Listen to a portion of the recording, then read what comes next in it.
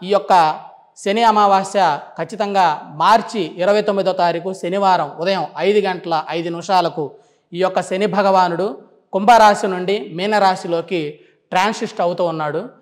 అనగా శనిదేవుడు ఒక రాశి నుంచి మరొక రాశిలోకి ప్రవేశించడానికి మొత్తంగా 2.5 సంవత్సరం కాల వ్యవధి పడుతుంది. అయితే ఈ యొక్క శని అమావాస్యకు ప్రాధాన్యత ఏంటంటే ఇదే రోజున తెల్లవారుజామున 5:25 నుండి స్వామివారు కుంభరాశిలో నుంచి మీనరాశిలోకి వస్తూ ఉన్నారు స్వామివారు. దీనివల్ల ఏమవుతుందంటే ఈ మీనరాశిలో ఆల్రెడీ రాహువు అక్కడ ఉన్నాడు. అక్కడ రాహుతో పాటు శని కలయిక జరుగుతుంది. దీన్ని గ్రహాలలో జ్యోతిష్ శాస్త్రంలో పిశాచ యోగం అని అంటారు.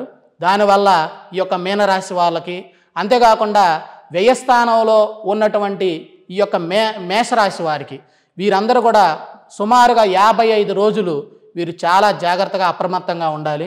ముఖ్యంగా ఈ శని అమావాస్య రోజున ఈ యొక్క మీనరాశి వారు కానీ, ఈ యొక్క మేషరాశి వారు కానీ, అంతేకాకుండా అష్టమ శని దోషాలు వచ్చినటువంటి సింహరాశి వాళ్ళు కానీ, అర్ధాష్టమ శని దోషాలు ఉన్నటువంటి ఈ యొక్క ధనుర్రాశి వాళ్ళు, ఈ రాశుల వారు అందరికీ కూడా ఈ 55 రోజులు చాలా అప్రమత్తంగా జాగ్రత్తగా ఉండాలి. కాబట్టి ఈ యొక్క శని అమావాస్య రోజు వీరు ఈ యొక్క వినుకొండ శనేశ్వర స్వామివారి దేవస్థానం వద్దకు విచ్చేసి స్వామివారికి తైలాభిషేకాలు నిర్వహించి, అంతేకాకుండా తిల తైలము మొత్తం కూడా దానములుగా సమర్పించి శనిదేవుని యొక్క జపము హోమము నిర్వహించినట్లయితే అనేకమైనటువంటి బాధలు ఉపశమనాల నుంచి విముక్తి కలిగటానికి చాలా అవకాశాలు అయితే కనబడుతున్నాయి. కాబట్టి అందరూ కూడా ఈ యొక్క శని అమావాస్య రోజు స్వామివారిని దర్శించి ఈ యొక్క స్వామివారికి అభిషేకం చేసి మీ యొక్క బాధలని, రోగాలని, దరిద్ర బాధలను నివారణ చేసుకోవాల్సిందిగా కోరుతున్నాం.